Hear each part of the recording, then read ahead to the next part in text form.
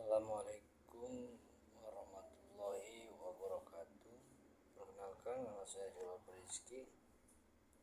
Saya dari kelas B dan di sini saya akan menjelaskan atau memperkenalkan materi untuk salah satu tugas UAS dari mata kuliah studi kebantenan dengan dosen pengampu Bapak Iwan Ridwan. Nah, saya memilih tema tentang Keraton Kaibon. Saya akan menjelaskan tentang Keraton Kaibon dan saya melansir dari Aura Publishing dengan editor Dr. Muhammad Saleh, Minister Agama. Nah, Keraton Kaibon, sejarah arsitektur. Di sini saya akan menjelaskan tentang Keraton Kaibon, di mana saya menjelaskan sejarah, arsitek, fungsi, dan potensi cagar budaya menurut analisis SWOT. Berikut sedikit abstrak tentang Keraton Kaibon. Nah, Keraton Kaibon merupakan salah satu peninggalan sejarah yang terletak di Kampung Kroya, Kelurahan Kasunyatan, Kecamatan Kesmen. Keraton Kaibon menjadi salah satu bangunan cagar budaya Provinsi Banten yang menyimpan cerita kejayaan Kerajaan Banten lama. Dibangun pada tahun 1815, keraton ini menjadi keraton kedua di Banten setelah Keraton Surosoan. Berbeda dengan Keraton Surosoan sebagai pusat pemerintahan, Keraton Kaibon dibangun sebagai tempat tinggal Ratu Aisyah. Karena hal ini dikarenakan Sultan Saifuddin sebagai Sultan Banten ke-21 saat itu. Saat itu usianya masih 55 tahun. Nama Kaibon sendiri pastikan diambil dari kata keibuan yang memiliki arti bersifat seperti ibu yang lemah lembut dan penuh kasih sayang. Nah, namun pada tahun 1832 Keraton Kaibon dihancurkan oleh pihak Belanda yang dipimpin oleh Gubernur POC. Saat itu Jenderal Daendels. Penyerangan dilakukan karena Sultan Saifuddin menolak dengan keras permintaan sang jenderal untuk meneruskan pembangunan Jalan Raya Anyer sampai Panarukan. Yang biasa kita kenal itu dengan yang kerja rodi. Nah, itu pada saat pembangunan Jalan Anyer sampai Panarukan yang dilakukan oleh bangsa Belanda atau POC.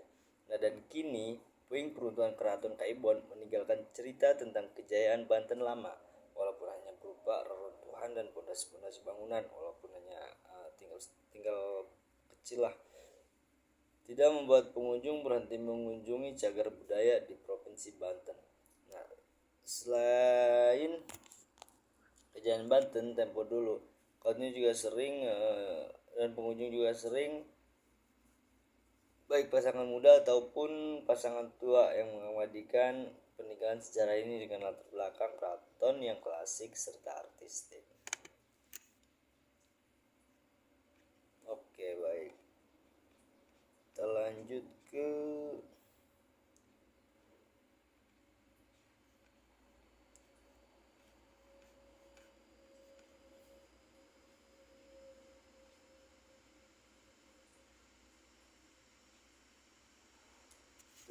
arsitek Kaibon, Keraton Kaibon arsitek. Keraton Kaibon merupakan bekas kediaman Sultan Saifuddin Sultan Banten yang memerintah sekitar tahun 1809 sampai 1815. Nah, Kaibon berasal dari kata keibuan yang tadi saya jelaskan, yang artinya cinta seorang ibu. Dalam keraton terdapat beberapa ruangan penting, di antaranya masjid yang terletak di bagian depan. Di dalam masjid terdapat ruangan khusus perempuan yang disebut pawastren atau kantor bangunan tambahan. Nah, di depan masjid gerbang Paduraksa dan Singayaksa yang memiliki tinggi sekitar 6,5 meter. Kediaman Ratu Aisyah Sri Mulyati atau lobi tempat menunggu sang ratu dan taman belakang. Jika diamati nih, konsep Keraton Kaibon ini seperti beberapa keraton di Jawa yang memiliki bangunan depan utama maupun belakang, dan tidak heran jika keraton ini bergaya arsitektur Jawa. Oleh karena itu, fungsi dari gerbang Paduraksa dan Singayaksa di tengah keraton sebagai pemisah antara bangunan luar keraton dengan bangunan utama yang kediaman Ratu Aisyah. Dan untuk letak geografis keraton ini, Keraton Kaibon terletak di Jalan Masjid Agung Desa Kroya, Kecamatan Kesmen, Provinsi Banten. Kalau ingin berkunjung, jika ingin berkunjung ke Keraton Kaibon itu sekitar 20 menit dari pusat kota Serang.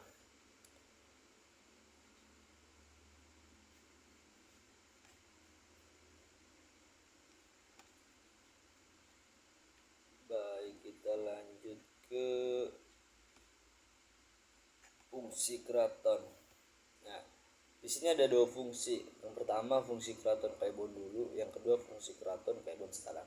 Nah, untuk fungsi keraton Kaibon dulu, keraton itu merupakan kediaman dari Ratu Aisyah, ibunda dari Sultan Safiuddin. Nah, sesuai dengan namanya itu Keraton Kaibon, yang berarti kaibuan. Keraton ini dibangun oleh Sultan Safiuddin untuk ibunda Sultan pada tahun 1815. Nah, selain sebagai tempat kediaman ibundanya, Keraton Kaibon juga berfungsi sebagai tempat singgah Sultan Safiuddin dan juga tempat pertemuan dengan tamu penting. Dikarenakan keraton ini gak jauh dari pesisir pantai dan juga keraton ini merupakan bekas kediaman Sultan Safiuddin. Nah, keraton ini digunakan sampai masa pemerintah Bupati Banten pertama, yaitu Arya Adi Santika, yang mendapat dukungan dari Belanda. Pada awal tahun 1816, pemerintah Sultan Banten dihapuskan sehingga dibentuklah pemerintahan Bupati Banten untuk pertama kalinya. Nah, jadi pemerintahan Banten pertama kali itu berasal dari Keraton Kaibon. Nah, pada tahun 1832 Keraton Kaibon dibongkar sampai semua puing-puing material Keraton Kaibon seperti kusen-kusen pintu, ubin, kayu-kayu dibawa ke Serang untuk membangun pusat pemerintahan Belanda.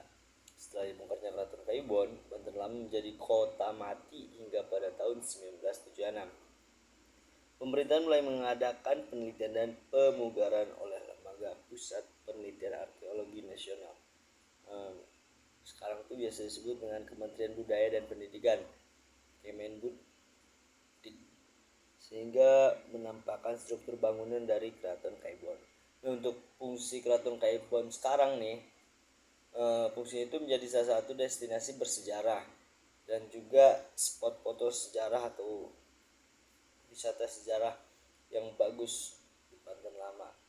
Seperti yang sudah dijelaskan sebelumnya, Keraton Kaibon mulai diteliti dan adanya pemugaran pada tahun 1976. Setelah itu sedikit demi sedikit Keraton Kaibon mulai diketahui banyak para sejarawan dan juga masyarakat pada tahun 2019. Pemerintah Provinsi Banten melalui Dinas Perumahan Rakyat dan Kawasan Pemukiman berencana menata kawasan sekitar Banten Lama, yaitu Keraton Kaibon, Benteng Spelwijk, kawasan Pasir Pacinan, dan lanjutkan kawasan Pasir Sultan Banten, sehingga jadilah Keraton Kaibon sekarang ini yang sudah tertata dengan cukup rapi. Jadi Keraton Kaibon itu hasil dari penataan Keraton Kaibon itu hasil dari penataan pemerintah Provinsi Banten. Masih banyak penjelasan tentang Keraton Kaibon, tahu sejarah, mitos, asal muasal, tapi cukup sampai sini yang saya bisa paparkan. Kurang lebihnya mohon maaf. Terima kasih untuk Bapak dosen. Wassalamualaikum warahmatullahi wabarakatuh.